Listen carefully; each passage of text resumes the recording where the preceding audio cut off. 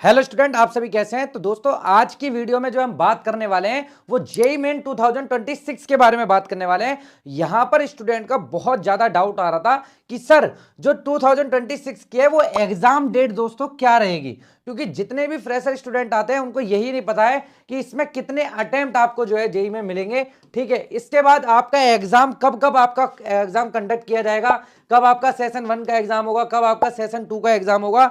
तो इन सभी चीजों के बारे में हम पूरा डीपली बात करने वाले हैं। तो दोस्तों आपको सबसे पहले क्या करना है, चैनल को बिल्कुल सब्सक्राइब कर लेना है, बेल आइकन प्रेस कर लेना है, जिससे आने वाले वीडियो का दोस्तों आपको नोटिफिकेशन मिल जाए। तो दोस्तों सबसे पहले बात करते हैं जेईई मेन 2026 में आपका जो है एप्लीकेशन फॉर्म आपका कब आता है। तो दोस्तों एप्लीकेशन फॉर्म के बारे में मैं अगर बात करूं तो सेशन 1 का दोस्तों अगर आप एप्लीकेशन फॉर्म अगर आप देखोगे तो सेशन 1 का आपका एप्लीकेशन फॉर्म आपको देखने को मिलता है नवंबर के मंथ में।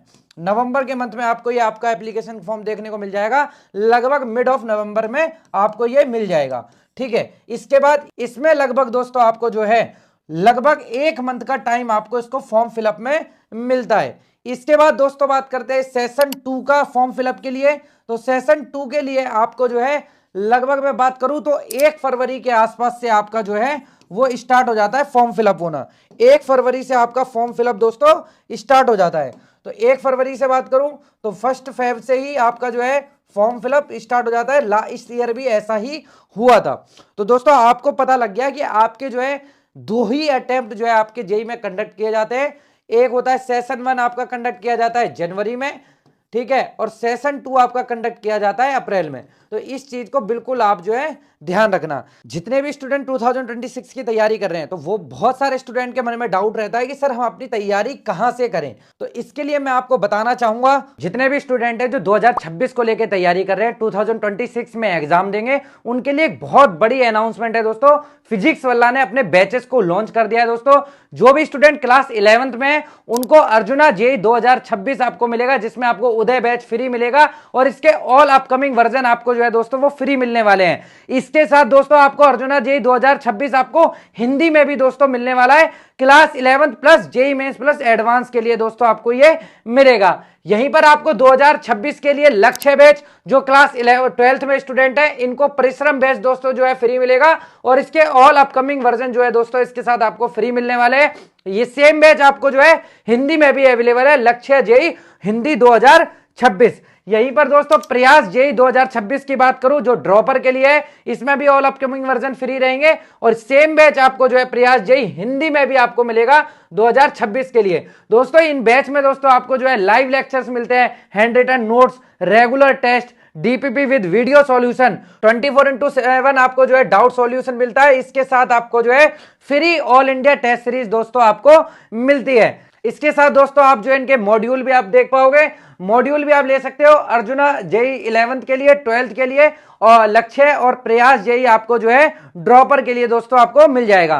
कोड अगर आप मेरा लगाओगे DEP 150 तो आपको जो है मैक्सिमम डिस्काउंट दोस्तों जो है इस पर मिलेगा। तो आप अभी जाइए और फिजिक्स वाला ऐप डाउनलोड करो, नीचे आपको जो है वो लिंक मिल जाएगा डिस्क्रिप्शन में।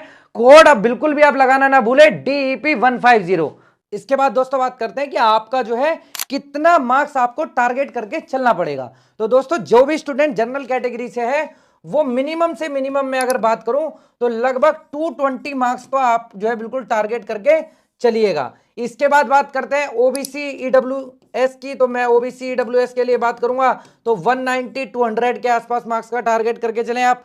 SC ST वाले जितने भी स्टूडेंट हैं लगभग मैं बात करूं तो 160 से 180 के आसपास का आपका टारगेट रहना चाहिए, या 150 160 का भी आपके आसपास का टारगेट आपका होना चाहिए। तो इस चीज को बिल्कुल भी आप ध्यान रखिएगा। और पीडब्ल्यूडी वगैरह के लिए तो जो भी मिनिमम स्कोर है वो आपका जो है 130 120 पे हो ही जाता है। तो आप जो है मेनली फोकस जो है जनरल ओबीसी और ईडब्ल्यूएस SC ST का मैंने आपको दे दिया है कि इतने मार्क्स आपको टारगेट करके दोस्तों चलना पड़ेगा। अब बात कर लेते हैं स्टूडेंट की इसका एग्जाम दोस्तों आपका कब कंडक्ट कराया जाएगा। तो बात स्टूडेंट अगर एग्जाम की करूं तो दोस्तों आपको मैंने जैसा बताया कि जिसका सेशन 1 का जो रजिस्ट्रेशन है दोस्तों, सेशन 1 का जो रजिस्ट्रेशन है मैंने आपको कब बताया था कि नवंबर के मंथ में इसका होता है।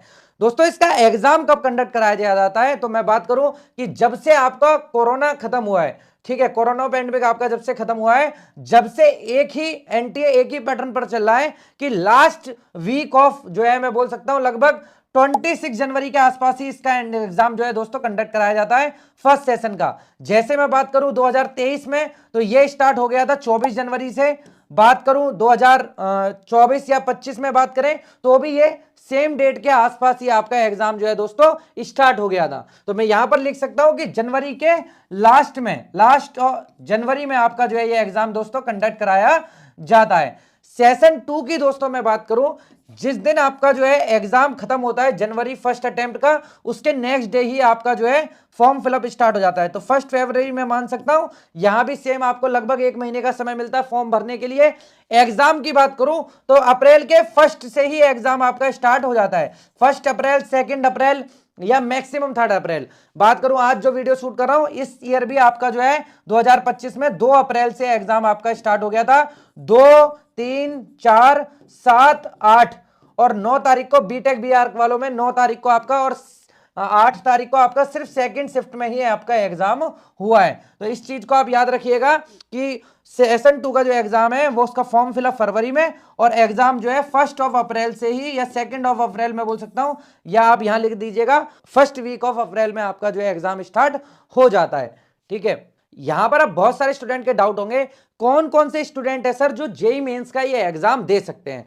तो मतलब मैं बात करूंगा यहां पर एलिजिबिलिटी क्राइटेरिया की। दोस्तों यहां पर एक चीज आप याद रखिएगा, जेईई मेंस का जो एग्जाम है वो कोई भी दे सकता है। जो भी स्टूडेंट 12th पास कर रहा है वो सभी स्टूडेंट जो है वो जेईई मेंस का एग्जाम दे सकते हैं। अब बात करते हैं सर जेईई मेंस का एग्जाम अगर सब दे सकते हैं तो फिर आपका जो है आईआईटी, एनआईटी, ट्रिपल आईटी या जीएफटीआई, इसमें एडमिशन कैसे होगा, किस किस स्टूडेंट का कौन से कॉलेज में एडमिशन होगा। दोस्तों देखो आपको मालूम है जो स्टूडेंट जेईई मेंस क्लियर करेगा, जेईई मेंस दोस्तों जो भी स्टूडेंट क्लियर करेगा वो कहां जाएगा, वो जाएगा आपका एनआईटी में, और कहां जाएगा आपका जाएगा ट्रिपल आईटी और जीएफटीआई।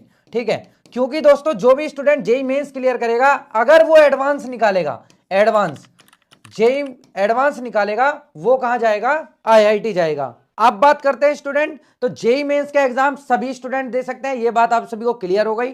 जेईई मेंस जो निकालेगा वो अगर एडवांस का पेपर भी निकालेगा तो आईआईटी जाएगा, सिर्फ जेईई मेंस क्लियर करके वो एनआईटी, ट्रिपल आईटी और जीएफटीआई जाएगा।